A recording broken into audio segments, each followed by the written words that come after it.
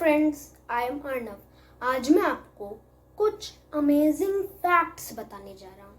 Let's start. Fact number 10। आप लोग तो जू गए ही होंगे।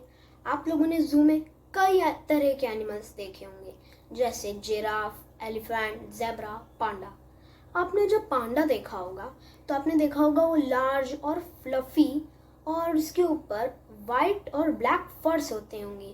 पर क्या आप जानते हैं कि जो आप लोगों ने डॉगीज तो देखे ही होंगे, और जो उनके बच्चे होते हैं, पपीज होते हैं, वो साइज उनका नॉर्मल होता है। और जो कैट्स होती हैं, जो उनके किटन्स होते हैं, उनका भी साइज नॉर्मल होता है। पर क्या आप जानते हैं पांडा इतना लार्ज होता है? वो तो आपको पता ही होगा, पर जो इसके बेबीज होते हैं वो एक रैट से भी छोटे हो सकते हैं। Fact number 9। आप लोगों ने माइक्रोस्कोप्स तो देखे ही होंगे, और आपको पता होगा माइक्रोस्कोप का यूज क्या है।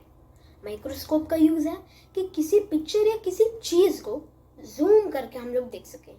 और आपको पता होगा आंट्स कितनी स्मॉल टिनी सी होती हैं, वो कहीं भी चलती रहती हैं। जब हम लोग से कुछ मीठा गिर जाता है तो आंट्स वहाँ आ जाती हैं। पर क्या आप जानते हैं कि जो आंट्स होती हैं वो अगर हम लोग उसे माइक्रोस्कोप से देखेंगे तो कैसे दिखेंगी? चलिए देखते हैं। अभी आपको आपकी स्क्रीन में दिख ही रहा होगा एक आंट की माइक्रोस्कोपिक पिक्चर। आप देख रहे होंगे कि जो आंट है कितनी डरावनी और अगली लग रही है। Fact number 8। तो अब आप बताइए, हमें हनी कहाँ से मिलता है? हमें किस इंसेक्ट से मिलता है? हमें हनी बीज से मिलता है। और अगर गलती से जो हनी बी होती हैं, अगर वो हमें काट लेती हैं तो हमें कितना पेन होता है। पर क्या आप जानते हैं कि अगर हनी बी हमें काट लेती है तो कितना जो पेन होता है वो हनी बी को अल्टीमेटली डेथ कर देता है। पता है कैसे? जब वो हमें काटती है तो उसकी जो डंक होती है वो हमारी स्किन में फंस जाती है और वो वहाँ पर पॉइजन फैलाना अपना काम शुरू कर देती है। पर जो हनी बी होती है, जो इसका डंक होता है, वो उसे एब्डोमेन को चीर के हमारी स्किन में धंस जाता है। जो इसका डंक होता है वो तो हमारी स्किन में धंस गया, पर उसका एब्डोमेन तो चीर गया ना, तो अब उसकी अल्टीमेटली डेथ हो जाती है।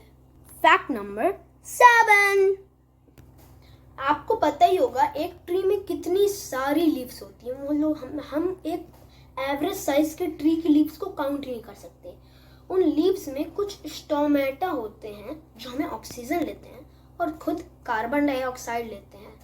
पर क्या आप जानते हैं कि एक ऐसा इंसेक्ट होता है जिसका नाम होता है लीफ इंसेक्ट, जो बिल्कुल ही सेम एक लीफ के जैसे दिखता है। अगर वो आपके सामने, आपके जो प्लांट है, अगर वो आपका जो ट्री है, कहीं भी जो ट्री होगा, अगर वो इसमें बैठा है तो आप पता तो बिल्कुल ही नहीं लगा सकते हो कि वो इंसेक्ट है कि एक लीफ है। चलिए मैं आपको उसकी स्क्रीन में एक इमेज दिखा देता हूँ। आप अपनी स्क्रीन में देख ही रहे होंगे कि वो बिल्कुल एक लीफ के जैसे दिख रहा है। Fact number 6। मैंने आपको अपने पिछले वीडियो में बताया ही था कि जो क्रोकोडाइल होता है वो अपनी टंग बाहर नहीं निकाल सकता, जैसे हम लोग निकालते हैं, पर जो क्रोकोडाइल होता है वो नहीं निकाल सकता। और जो एलिगेटर होता है क्रोकोडाइल की स्पीशीज में ही आता है, पर जो एलिगेटर होता है वो हमारी तरह है, क्रोकोडाइल से पूरा अपोजिट। वो अपनी जो टंग होता है वो अपनी टंग बाहर निकाल सकता है। Fact number 5। आप लोगों ने शार्क्स तो देखे ही होंगी, और आपको पता होगा शार्क्स कितनी डेंजरस होती हैं। इसलिए ह्यूमन बीइंग्स उनके पास जाना हमारे लिए डेंजरस है, क्योंकि अगर शार्क हमें हमला कर सकती है तो कुछ भी हो सकता है। इसलिए हमें उनके पास नहीं जाना चाहिए। पर क्या आप जानते हैं कि जो शार्क्स होती हैं, मतलब जब हम लोग सोते हैं तो हम लोग एक जगह ही सोते हैं, एक जगह हम लोग बेड में सोते हैं, हम लोग इधर उधर नहीं जाते।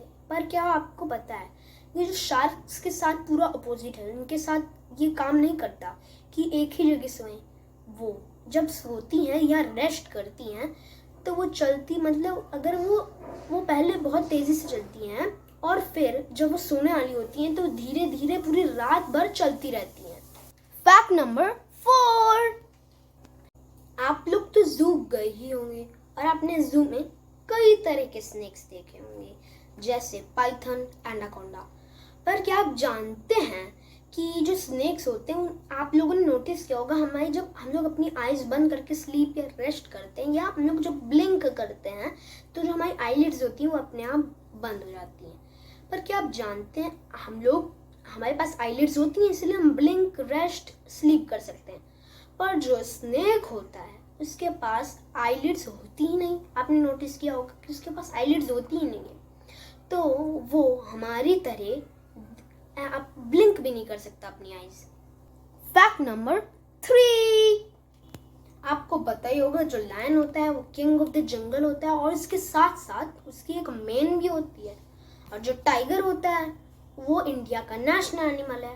पर क्या आप जानते हैं कि लायन या टाइगर की जो रॉर होती है वो इतनी ज़्यादा लाउड होती है। मैं आपको बताता हूँ नंबर्स में कितनी लाउड होती है। 114 डेसिबल्स, बहुत ज़्यादा होती है। फैक्ट नंबर 2, आप लोग तो जू में गए ही होंगे और आपने जू में कई सारे एनिमल्स देखे होंगे, और आपने जू में हनी बैडगर भी देखा होगा। अब आप सोच रहे होंगे हनी बैडगर कौन सा एनिमल होता है। हनी बैडगर एक रैट के जैसे एनिमल होता है, जो पर वो रैट से हल्का साइज में बड़ा होता है। पर क्या आप जानते हैं हनी बैडगर फियरलेस एनिमल होता है। वो किसी चीज़ से डरता ही नहीं, चाहे वो किसी से भी लड़ जाए, चाहे वो अपने साइज से बड़े लायन से लड़ जाए, इवन क्रोकोडाइल से भी लड़ जाए। फैक्ट नंबर 1, आप लोग तो जू गए ही होंगे और अपने जू में कैंगारूस तो देखे ही होंगे, और आपको पता ही होगा कि कैंगारूस कितना हाई जंप करते हैं और कितने फास्ट जंप करते रहते हैं। वो बहुत तेज़ी से जंप करते हैं। पर क्या आप जानते हैं, अगर मैं आपको बताऊं तो कैंगारू तो मेरा फेवरेट एनिमल है। पर क्या आप जानते हैं कि जो कैंगारू होता है अगर हम लोग उसकी अगर पूंछ होती ही नहीं या हम लोग उसे काट दें तो वो जंप नहीं कर सकते हैं। अगर आपको ये वीडियो पसंद हो तो लाइक और सब्सक्राइब ज़रूर करिएगा। इस वीडियो को आप ज़्यादा से ज़्यादा अपनी फैमिली मेम्बर्स, फ्रेंड्स और अपने रिलेटिव्स के साथ शेयर करिएगा। Bye bye.